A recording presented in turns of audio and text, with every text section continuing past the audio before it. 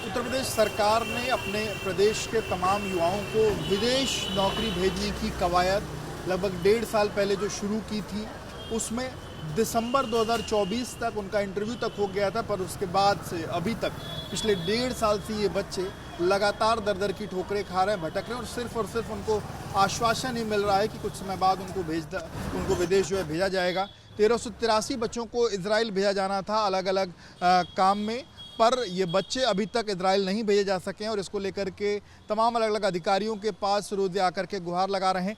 आज भी सामने की तस्वीरें आप देखिए तो बड़ी संख्या में जो छात्र हैं, जो बच्चे वो पहुंचे हुए हैं। ये सेवा योजन निदेशालय है उत्तर प्रदेश लखनऊ का, और कुल 1383 लोगों का जो सिलेक्शन है वो हुआ था दिसंबर 2024 में, पर तब से लेकर के अभी तक 25 पूरा चला गया और 26 में जून की शुरुआत हो चुकी है, लेकिन अभी तक इनके हाथ में नौकरी नहीं आई है, इनको विदेश नहीं भेजा गया है। इन लोगों से बातचीत भी करेंगे, समझेंगे भी।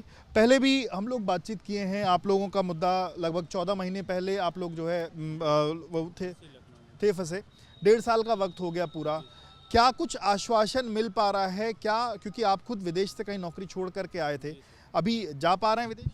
नहीं सर, हम पहले सर वहाँ जॉर्डन में रहा करते थे। इजराइल के जस्ट बगल में जॉर्डन है, जॉर्डन में हम रहा करते थे। जॉर्डन से जब हम यहाँ पे आए तो ये हुआ कि हम इजराइल के लिए चयनित हो गए। मैं वांट भरे और रजिस्ट्रेशन करवाए, अपना इंटरव्यू दिए, सब कुछ उसको फाइनल हो गया, हम चयनित हो गए। अभी चयनित हुए हमको लगभग 2 साल हो गया सर।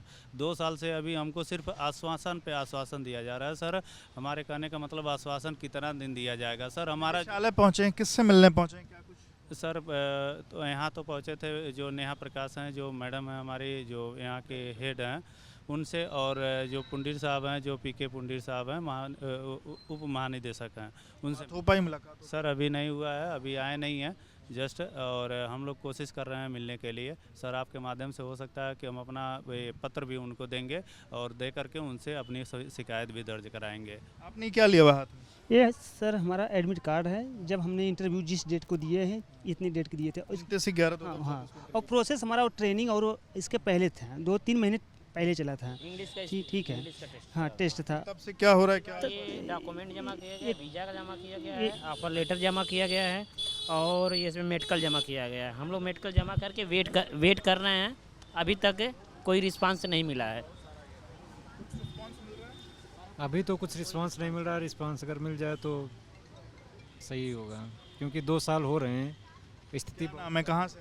जी मेरा नाम उपेंद्र है, मैं रायबरेली से आया हूँ और मैं कई बार आ चुका हूँ यहाँ पे, लेकिन कोई जानकारी नहीं दी। बस यही है कि आप लोग भी इंतज़ार करिए, इसके अलावा कुछ नहीं।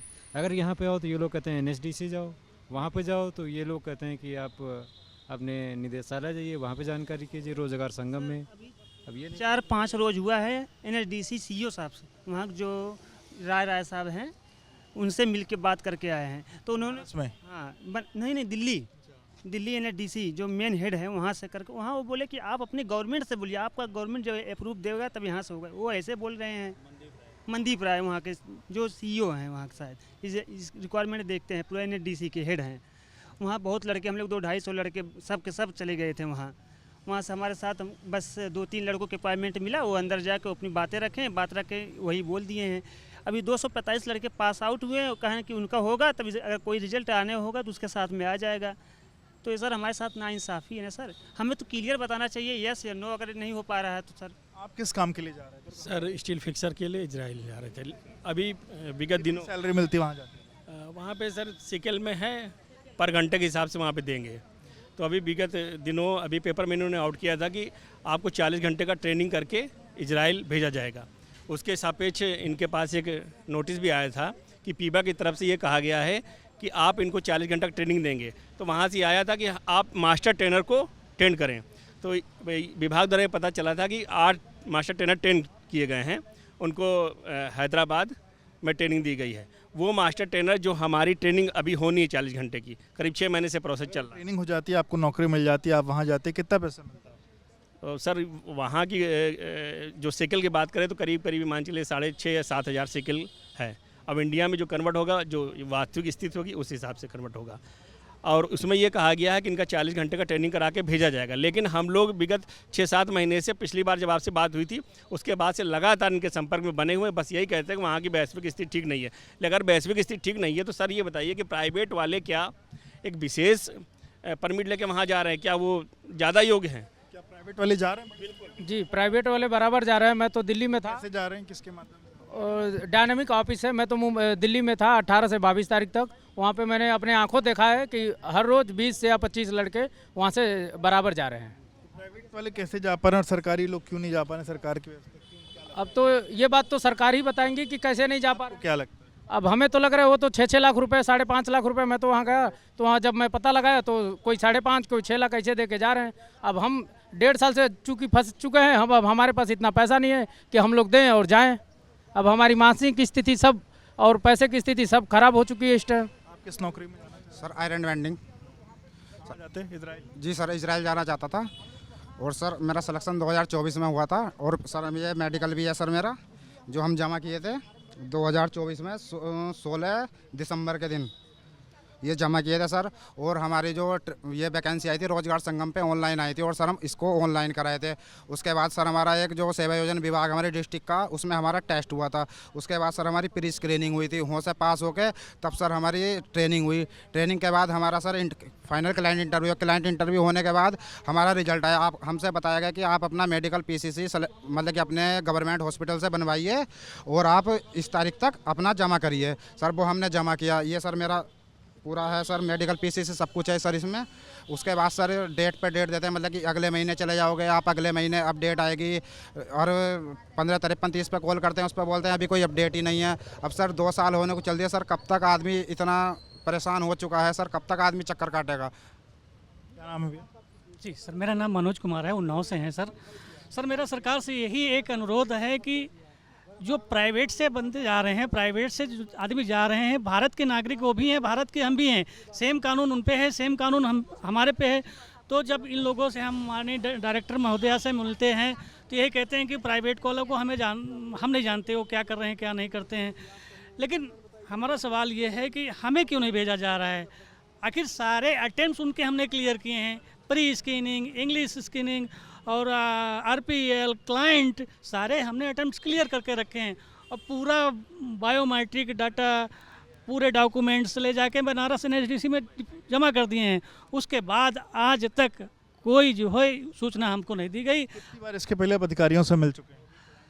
हर हफ्ते हर हफ्ते मैं डायरेक्टर के निदेशालय आता हूँ। मुलाकात हो पाती है? माननीय मिथिलेश सर जी हैं, माननीय पुंडीर साहब हैं, इन लोगों से कंटिन्यू बात होती है। तो आप लोग परेशान मत होइए, ये बस अगले 10-15 दिन में कुछ न कुछ सूचना आ जाएगी। बहुत पॉजिटिव रिजल्ट आया है, ये हमें खुश करके वापस भेज दिया जाता है। मंत्री से कभी कोई बात हो पाई?